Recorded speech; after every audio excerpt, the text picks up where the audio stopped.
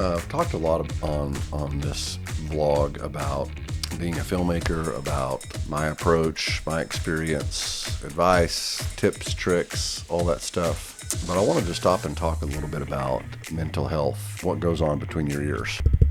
That's what drives everything. Let's get into it. I got that juice. Top of the list for me is exercise. So weights, cardio. This is something that I actually would credit Sean Astin with. You know, he's always been a big marathon runner. And he kind of asked me what my daily routine was, and I went through it with him, and it didn't include exercise of any kind. And he said, man, you're a ticking time bomb. You know, you can't live a sedentary life. You gotta have good form. Not only for your body, the health of your body, but for your mind. About 15 years ago, I started doing cardio, doing a stationary bike, and that changed to an elliptical and treadmill, and I kind of rotate between those. And very quickly saw, like, yes, this is great for my health. Like, all my numbers with my doctor were great, you know, blood pressure, cholesterol, triglycerides, etc. My mental health benefited as much, if not more. I was more creative and alert and aware at work for client projects and for my own projects. Doing more voiceover for a gaming-related project.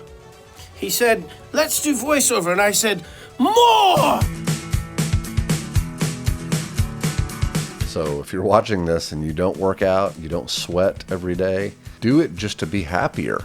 And then, you know, the benefits outside of that are you will be more productive, whatever it is you're putting your hand to do. So that's been a big part of my mental health journey. Second to that, not surprisingly, is diet.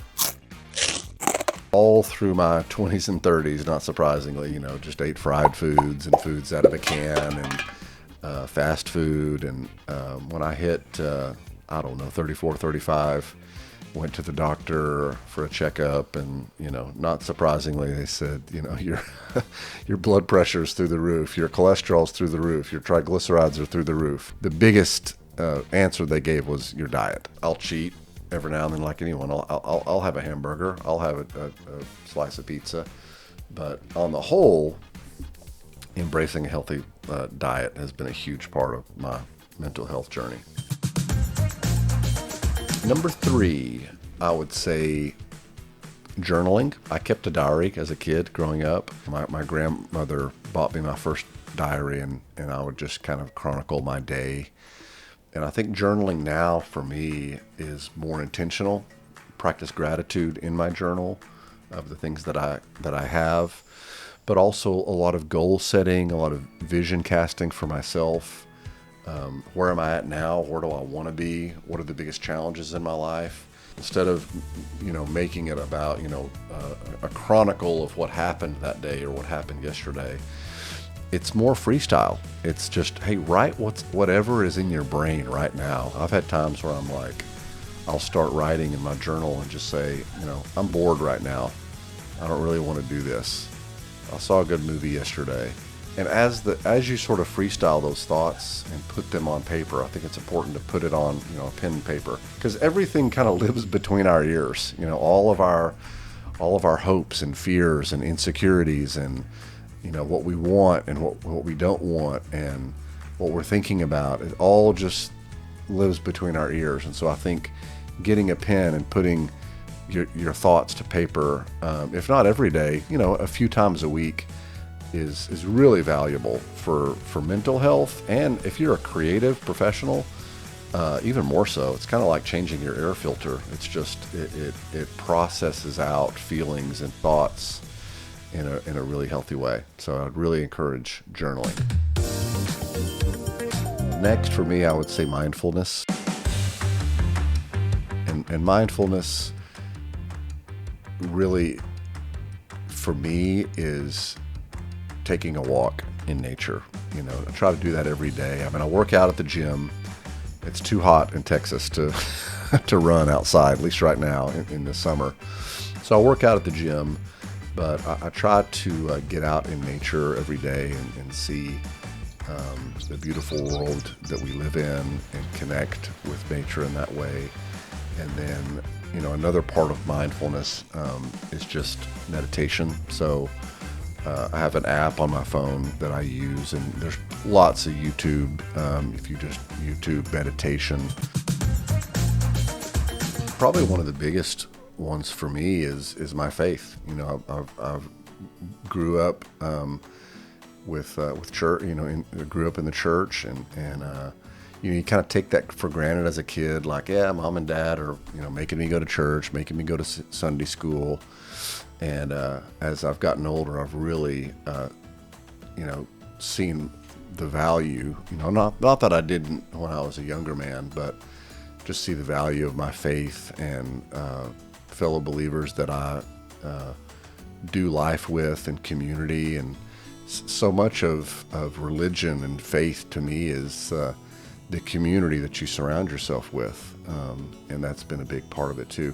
Speaking of which, another big part of my mental health stability, I would say, is my community. I'm obviously very close to my family, and I try to stay connected to them. And all my many nieces and nephews, go to their birthdays and their events, and be present with my family, my immediate family and my extended family. But also just having men in my life, younger men and older men that can speak into my life if I need direction or correction, and younger men that I can do the same thing to. I think that's a really healthy stew, to have that community. Having a men's group or just guys to hang out with consistently is really important. There's the old forget who said this. It's like there's a big difference between solitude and isolation. Solitude is for the wise man, and isolation is for the fool. Being connected in every way possible to community and family is probably, if not the biggest, one of the biggest parts of my mental health and most people's mental health. Your value as a person has nothing to do with what you do, and it has everything to do with your impact on other people. And your value as a person also doesn't have anything to do with roles that you play. When that thing, that job or that relationship or that role or that title goes away, then it's really easy for your identity and your value to go with it. There's no use in climbing the mountain if when you get to the top, you're the only one there. You're by yourself. It just helps to walk through your days with confidence. Not an arrogance, but just a confidence that, no matter what happens, if this thing goes away or I lose this job or I lose this relationship, my value and my identity is still secure. My foundation is not going to be rocked by losing a thing or losing a title. Yeah, I got that juice.